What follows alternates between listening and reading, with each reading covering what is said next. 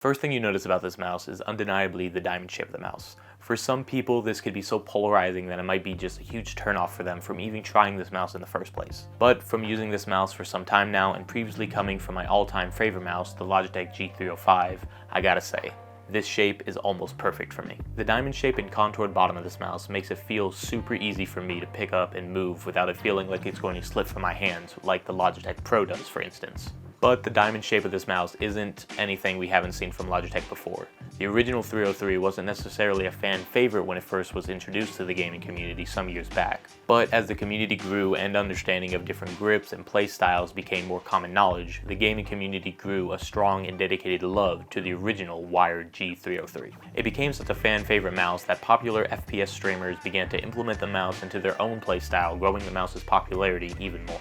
Then in comes Shroud, grandfather of FPS shooters and one of the best esports players there is. In collaborations with Logitech and his own personal love for the original 303, they created a new redesign that mimics the unique shape and preferences of his hands. And so the Logitech G303 Shroud Edition was born, and quickly became one of my favorite mice of all time. One of the biggest catalysts when it comes to picking a mouse that is best for you is the size of the mouse.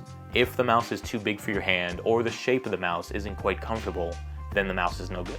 As someone with smaller hands, only 9 centimeters across, finding a mouse that is small enough to fit me has always been a challenge. Being 6.86 centimeters wide, this mouse is just about perfect in my hands, and the only other mouse that arguably is a better fit for me is my all-time favorite mouse, the G305, the older brother variant of this mouse that we're talking about today. Coming in at a small form factor, this makes both of these mice perfect for smaller hands, and the small form factor of the mouse makes it ideal with someone with a unique fingertip/claw style grip that I've created over the years. What do I mean by this? Over the years, to combat the fact that most mice, on usual, are bigger than my hands, it has been hard for me to comfortably hit the side buttons on the mouse, which I use pretty commonly. So comfortable fingertip placement is essential for me when it comes to picking a mouse. Because of the diamond shape of this mouse, I'm naturally able to place my hand how I would like, with my index finger resting over the side of the mouse, in reach of the furthest most buttons. Middle finger on the left click, ring finger on the right click, and thumb in reach of the closest most side button. And yes, I do use my ring finger to scroll.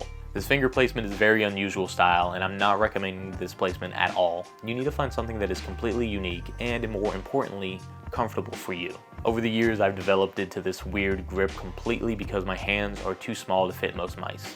And the shape of this mouse just so happens to support this unorthodox way of holding a mouse, and almost makes the mouse uniquely my own. If I were to pick apart one thing about this mouse that I would like to see change, simply is the size and placement of the side buttons.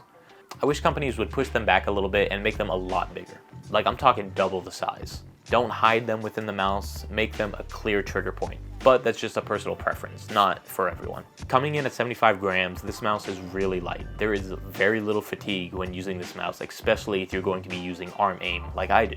And fatiguing is something that should be considered when using a mouse, and there is almost none when it comes to the Logitech G303. But weight shouldn't make or break the deal when it comes to buying a mouse. So this one is of little concern to me personally. But if you want a lighter mouse, then you should probably look at something like the Superlight or something specifically engineered to make the weight its primary consideration.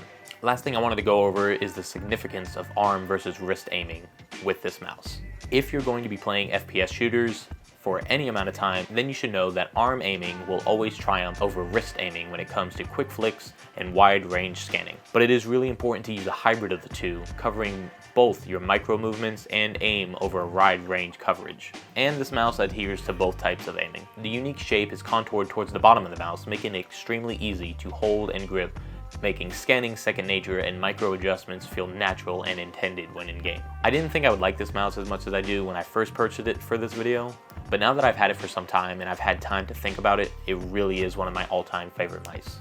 With all that being said, $130 is a lot to ask when making a purchasing decision on this mouse, especially when my all-time favorite mouse, the Logitech G305, is only $59, and is so similar that it is hard to recommend the 303 over the 305 when the price is so drastic. Both mice come with the hero sensor, and the 305 is arguably lighter and has double the battery life. But honestly, I think the differences are just enough to make the purchase worth it. I would like to see the 303 hitting the $100 range, but Big Daddy Shroud has to take his cut. Arguably he should, because this is a really good mouse, and I am going to use it for some time to come.